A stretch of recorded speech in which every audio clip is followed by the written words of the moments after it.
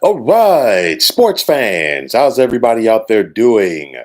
William Martin coming at you here once again on YouTube with another edition of the 300 Pounds of Sports Knowledge Podcast.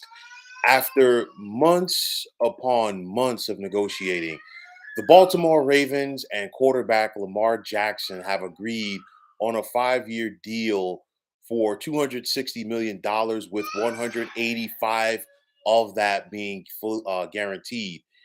These were contentious negotiations that resulted in the Ravens placing the non exclusive franchise tag on Jackson last month. Now, Jackson was seeking a fully guaranteed contract north of 200 million in the mode of the contract that quarterback Deshaun Watson had received from the Cleveland Browns last year.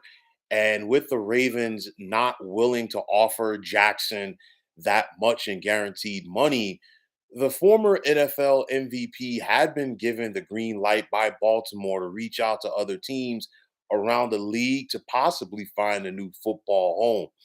But that was going to be difficult, being that the non exclusive tag meant that any team that would have wanted Jackson's services would have needed to give the Ravens two first round picks as well as pay Jackson. Lamar Jackson, and I've talked about this before, and I'm not the only person that feels like this. You know, him not having an agent, I think, made this process longer than what it should have been. The Ravens obviously used it to their advantage, but at the end of the day, that's all water under the bridge now, as the Ravens and Jackson have their deal in place.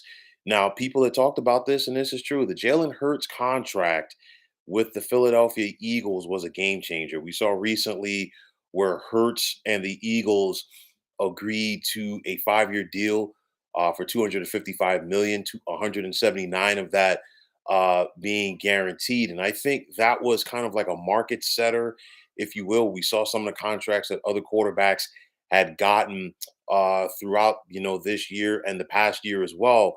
And at the end of the day, it is what it is.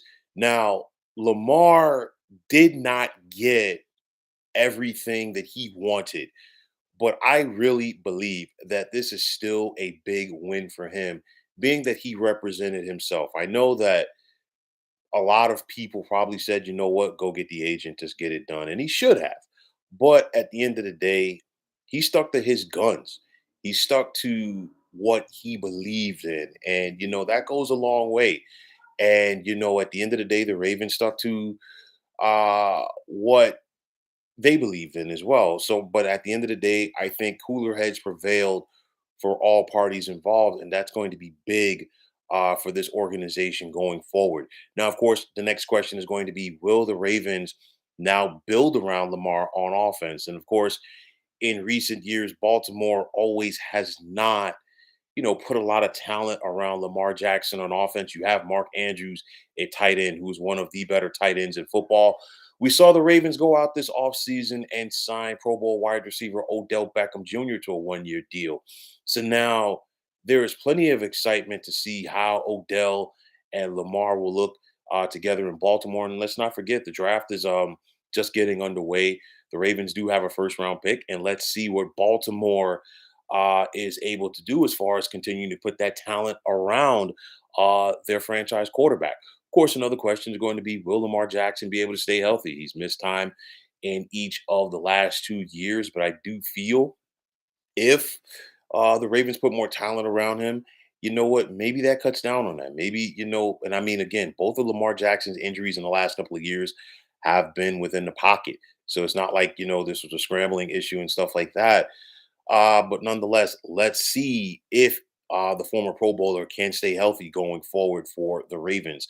Now, this deal had to get done for both the Ravens and Lamar Jackson's. Both sides, this offseason as well as last season as well, they each tried to call each other's bluff. And I think we saw it more during this offseason with the Ravens, placing the franchise tag on Lamar Jackson going out there and trying to see if he can get a better deal from other teams around the league. And it just didn't come to fruition. But at the end of the day, I do feel that both the Ravens and Lamar Jackson need each other.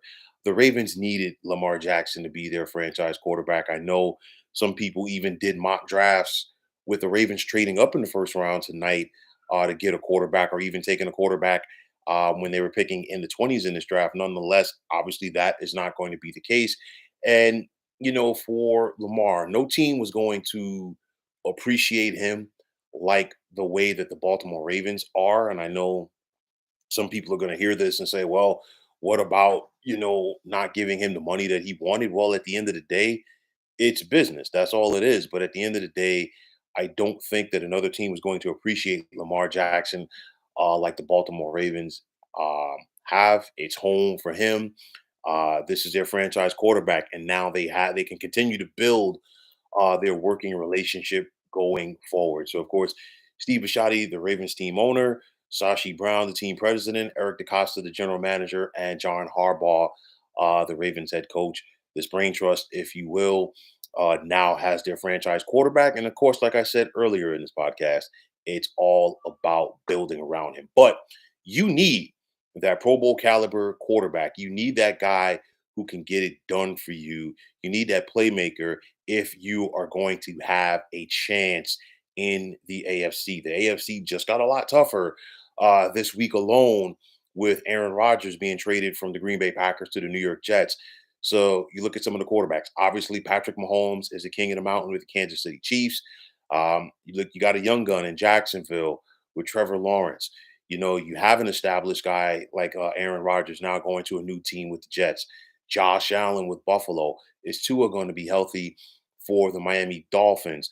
Deshaun Watson, how is year two going to be for him with the Cleveland Browns? We haven't even talked about Joe Burrow yet, and the Cincinnati Bengals. And then, of course, a guy like Justin Herbert. So there is a lot on the table there at the quarterback position in the American Football Conference, and you need that guy. And the Ravens definitely feel that Lamar Jackson is that guy for them, excuse me. So for me, I really think this is just step one for the Ravens and Jackson. They still have some work to do as far as putting talent around their franchise quarterback, but nonetheless, I think this was big to get it done. Get it done before the draft. Do not allow this to drag out further into the off season, into OTAs, possibly in the training camp. Because say what you want, it would have been a distraction, especially if the question was, will Lamar Jackson show up? And it wouldn't just be John Harbaugh be having to field questions from the media. It would also be Eric DeCosta. It would always also be players on that team. And sometimes things like this can be divisive, but nonetheless, cooler heads prevailed. Lamar Jackson has his money, and now both he and the Baltimore Ravens can move forward together. So, folks, that is going to wrap it up. And as always, I want to take this time out to thank you for tuning into the 300 Pounds of Sports Knowledge podcast here on YouTube. I want to take this time out to thank all of you fine folks out there for tuning in. And if you have not already, please feel free to subscribe to this channel. Now, if you're on Twitter, please feel free to follow me at 300 Pounds of Sports. And like I always say, if you follow me, it'll be my pleasure to follow you right back. There's also the sports discussion group on Facebook at the Sports Depot 365. Now, you can check it out.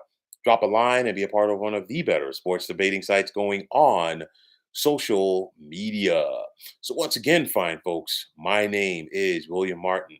I am signing off, and I'm saying take care and have yourselves a wonderful day.